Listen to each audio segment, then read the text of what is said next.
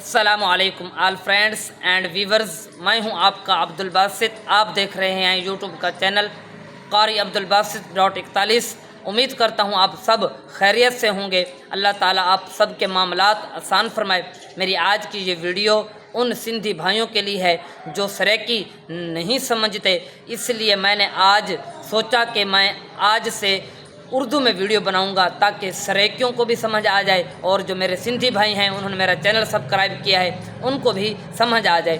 میں آج آپ سب فرینڈز اینڈ ویورز کے لیے لایا ہوں ایک واقعہ قرآن مجید لا ریب کتاب سے۔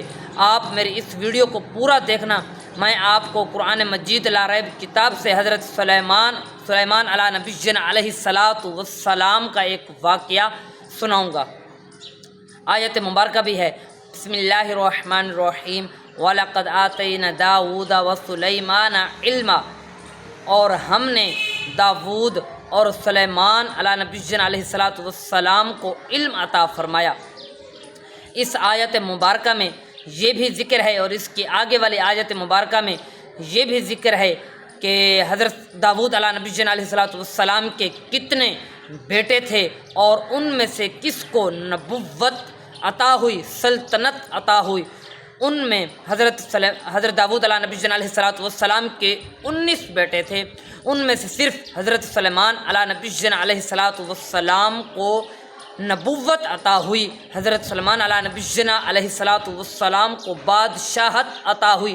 حضرت سلیمان علیہ نبینا علیہ السلام حضرت داود علیہ السلام کے وارث بنے، اور حضرت داود علیہ نبینا علیہ السلام کو اللہ رب العزت نے پرندوں، پہاڑوں کی تسبیح کا علم عطا فرمایا، اور حضرت سلیمان علیہ نبینا علیہ السلام کو چوپایوں، پرندوں کی بولی سننے کی توفیق عطا فرمائی۔ ان کی بولی وہ سمجھتے بھی تھے، اور حضرت سلیمان علیہ نبینا علیہ السلام بچپن سے ہی عقل مند تھے، اور حضرت سلیمان علیہ نبینا علیہ السلام نے دعا کی اللہ رب العزت سے کہ مجھے ایک ایسی سلطنت عطا کی جائے کہ جو سلطنت پہلے کسی کو نہ عطا ہوئی۔ حضرت سلیمان علیہ نبینا علیہ السلام کی یہ دعا اللہ رب العزت نے قبول فرمائی، اور آپ کو پوری دنیا کی بادشاہت عطا ہوئی۔ پوری دنیا میں ہواؤں پر بھی آپ علیہ نبینا علیہ السلام نے حکومت کی، اور جنوں پر بھی آپ علیہ نبینا علیہ السلام نے حکومت کی۔ حضرت سلیمان علیہ نبینا علیہ السلام کے واقعہ ایک پرندے کے ساتھ گفتگو کا بھی ہے، اور ایک دوسرا واقعہ ملکہ ابلیس کے تخت والا بھی ہے۔